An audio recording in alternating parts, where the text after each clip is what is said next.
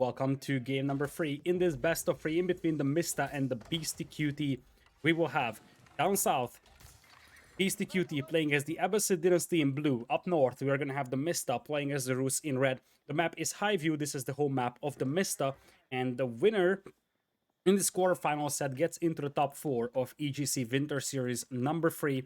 Rus already has been utilized by Beasty in game number 1. Mista ended up winning against that. Now it is going to be the Mista using his Rus against the Abbasids of Beasty. So the first thing to discuss with the Abbasids is that there is a couple of ways that they can be played here in this matchup. First things first, you can try to be very aggressive with them and try to go for an early feudal age push with archers and mostly spearmen. That's an option. It's a little risky against the Rus fast castle, especially if the Rus player is able to acquire a ton of bounty, which is likely when you have this much hunt on the map. Although, Beast is able to trigger 3 wolves on the right side, so that would deny 75 bounty from his opponent. Another wolf is being triggered here, so not gonna lie, if Beast is able to take all 4 of those, that's gonna be 100 bounty denied from Mista. Mista currently is at 95 only, so the start isn't spectacular, and you see Beastie is trying his best to deny as much hunt as he can. Nice fight for the huntables over here, and as things stand, it looks like Beastie is coming out victorious from there. You do have 1 wolf triggered from the Mista for the time being, but only 105 bounty. On a map like Highview, you're expecting 320, 350 by the end of Dark Age, so the start isn't that great over here for the Mista. Now, of course, he's going to try and finish off that wolf that is trailing the scout of Beastie here.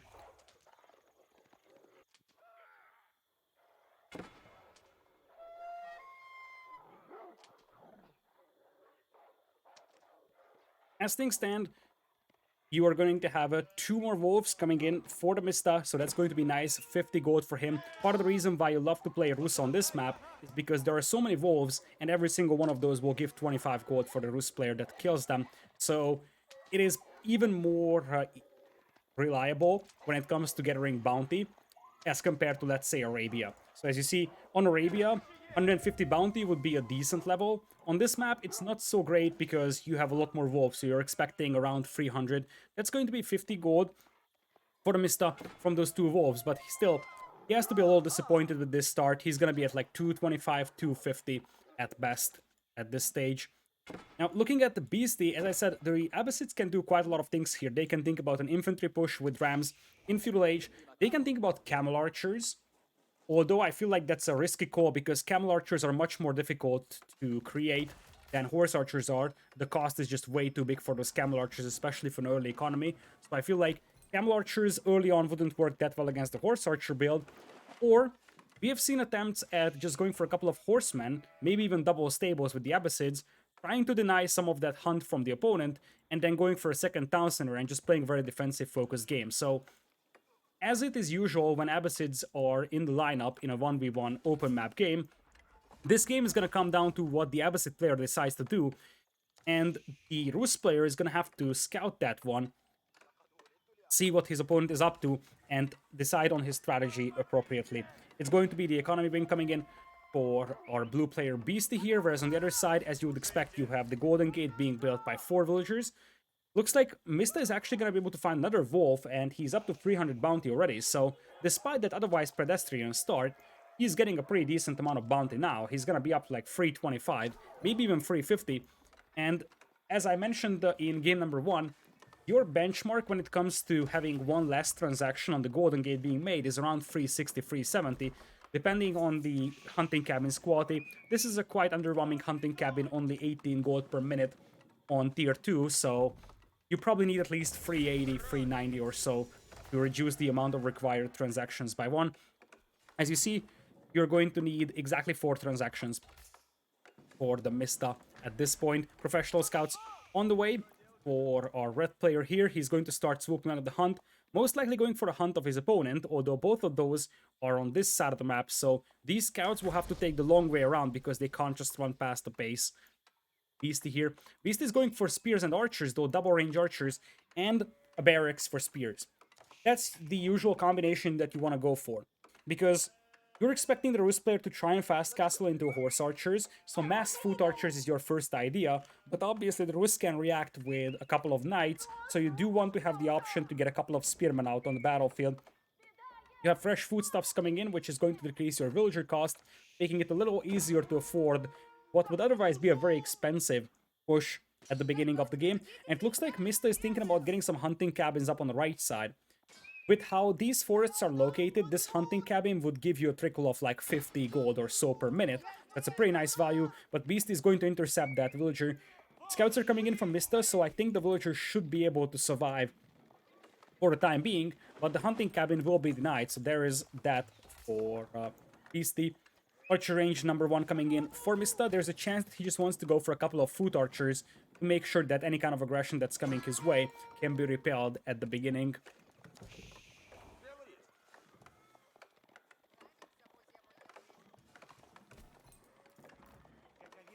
Looks like we're gonna have range number 2 coming in, and Mista thinks about spending a little bit more time in Feudal Age. He's going to be playing with double range archers. Obviously, the plan is still to go for like a semi-fast castle approach. He's pretty heavy on the lumberjacking department, has a defensive tower up that's going to boost his lumberjacks as well. Also gives him very nice vision and protection in this side, so that's a very nice tower for the Mista. Looks like we're gonna have some more carcasses being brought in as we speak. Whereas on the other side, you do see double range archers being produced, and that is an alarming sign for Beasty. Because if Mista is doing the exact same thing, Mista is going to have a slightly better economy at the beginning of the game, so if you're doing double range archers, and Mista does as well, you won't have a military lead. And when you want to make a push like this one, you need military lead, as we do see a tower coming up from Beasty. To me, when I look at this build, I kind of feel like this is the type of build where he wasn't planning to do this, but seeing what Mista did in game number 1 with the tower rush, he's trying to replicate that. The problem is that Mista is prepared for this one and he already has a couple of archers out, and with that spearman potentially being gone, the scouts might even survive. One scout gets taken down, Archer's still doing a pretty decent job, and now Mista is pulling everything back. He knows exactly that he needs to stall this push out, and he's going to be rewarded with villager kills, so it's really worth it for him to pull everything back, because not only is he stopping an otherwise pretty dangerous push, he's also going for a couple of kills on the villagers, and now he's making those hunting cabins. This used to be a pretty popular strategy in the early days of Highview, because all these stealth forests, all these forests out here, give you a very nice gold trickle when you place hunting cabins nearby. You see, it's exactly 50 gold per minute for this one.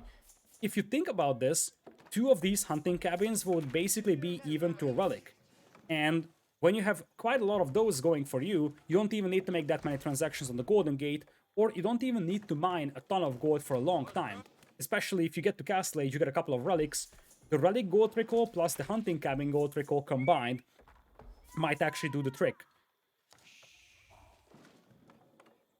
Mista with the second hunting cabin up as well. This is also going to give him a nice trickle of 40 gold apiece. And the magical thing about this hunting cabin idea is that you can hide them in stealth forests. So you can start dropping those all around the stealth forest, give you a very nice gold trickle, and it's very difficult for your opponent to find them. Looks like we're going to have some sneaky villagers from Beasty moving all the way to the left. Not exactly sure what they're planning, because there is simply nothing over here that they could damage by making a tower.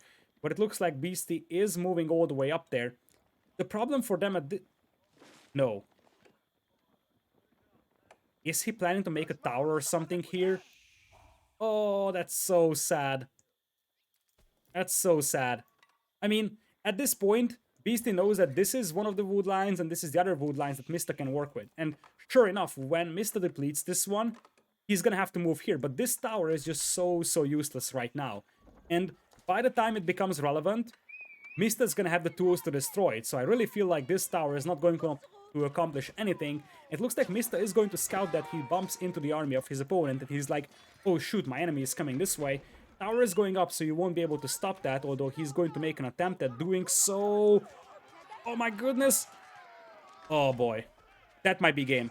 That might be game out there. 98 HP for that tower.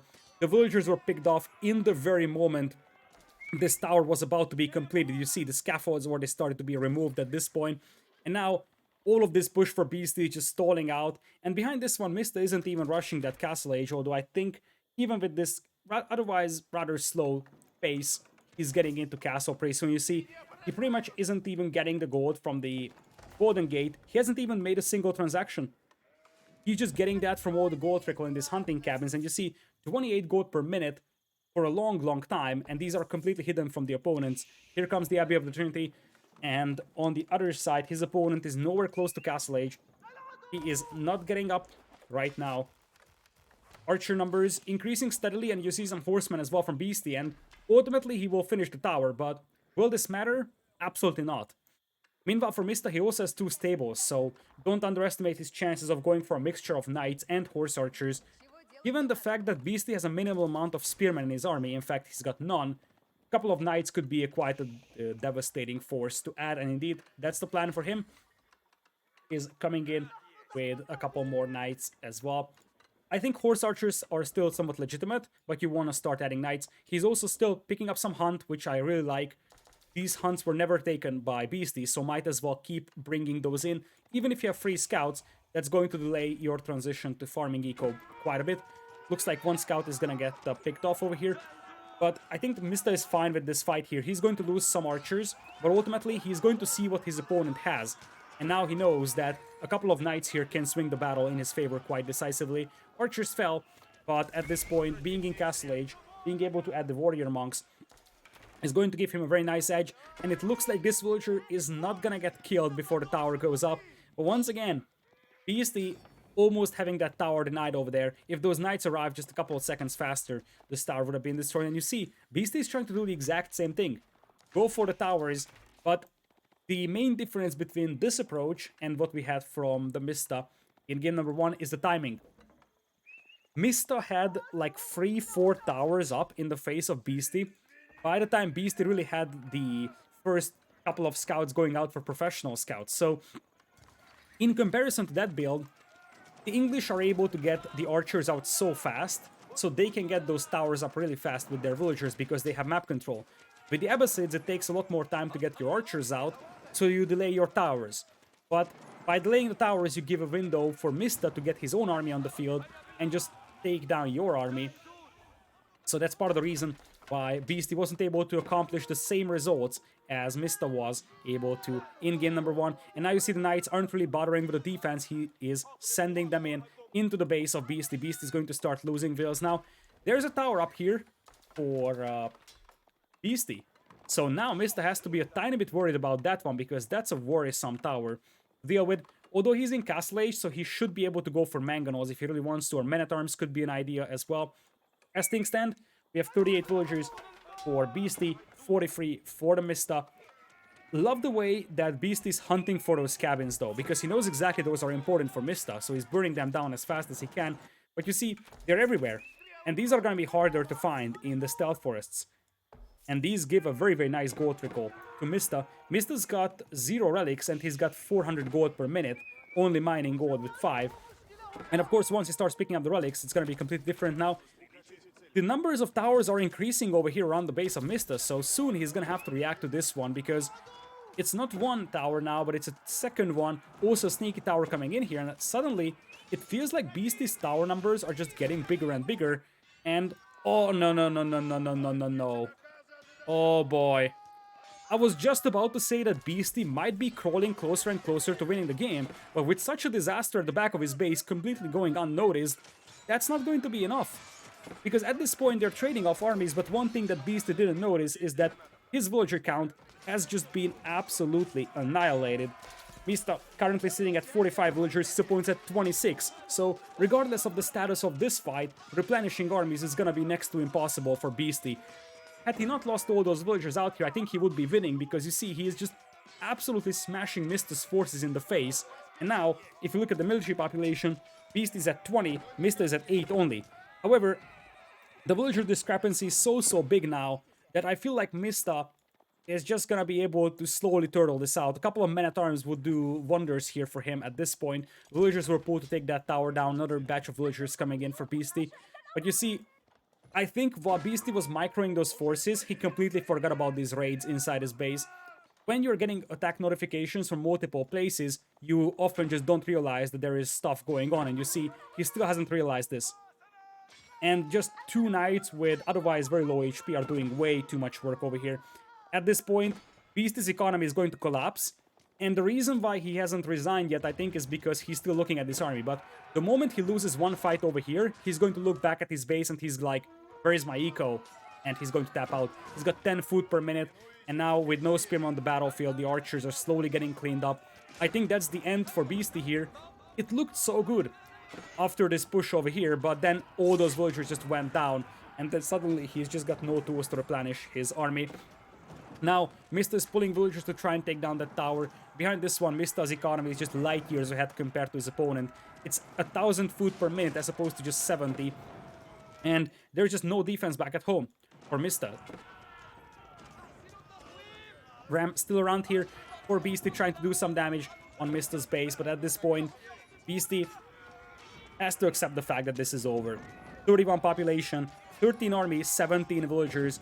And I mean, some of that army is inside this tower, and when the tower goes down, that's gonna be picked off as well by the knights. And you see, there's already a new batch of knights coming in. These are the two heroes. They were the ones that slaughtered all the berry villagers and also the gold miners. Now Beasty sees his eco, but if he looks at his villager count, he should say, okay, this is over. Obviously, he's not tapping out right now because this is game number 3, so if he resigns, it's game over. But let's be honest, 28 population as opposed to 56, that's double the pop for the Mista. And of course, Mista also took quite a bit of a beating over here, but Mista at least has the villagers, and Mista also has the relics to work with. We shouldn't underestimate that. And of course, the hunting cabins as well. So Mista has quite a lot of passive gold income from all those sources, whereas his opponent has nothing. Beasty is in Feudal Age with minimal map control, minimal population. He's at 28 population with a whopping 0 active villagers right now. There's just no way to recover when you have basically no economy working for you. He's barely able to hold off these few knights, and when these forwards are cleaned up, suddenly the men-at-arms, the knights, those will be able to steamroll whatever is left out of Beasty's base. Beasty had a good run today. He played pretty well in game number 1, but ultimately ended up losing to the Mista. He tried to replicate this build in this game, but Abbazids might not just be that suitable for that. And of course, Mista, him playing that build in game number 1 means that he knows exactly how to fight that off, and he was able to diagnose that there is going to be an archer spearman forward coming. So he decided to go for his own archers and repel the attack. At this point, it is 33 population only for Beasty, and now the next wave is coming in. Mista can start making rams over here with the men-at-arms if he has gotten the upgrade for that, which he did not. So no battering rams just yet. Instead, he's going for the berries, the only source of food for Beasty. All Beasty can do is mass a couple of spearmen and archers, but neither of those will perform well against the men-at-arms. If you pull back the knights over here, you will probably even avoid losing those. Beasty is taking the best fight he can here, trying to focus down those archers. But at this point, all of his army is getting cleaned up, and with that, Beasty taps out. The Mista moves into the top 4 over here. Beasty once again had a very good run here, but ultimately, especially in these open map scenarios, Mista has proven to be the better player today.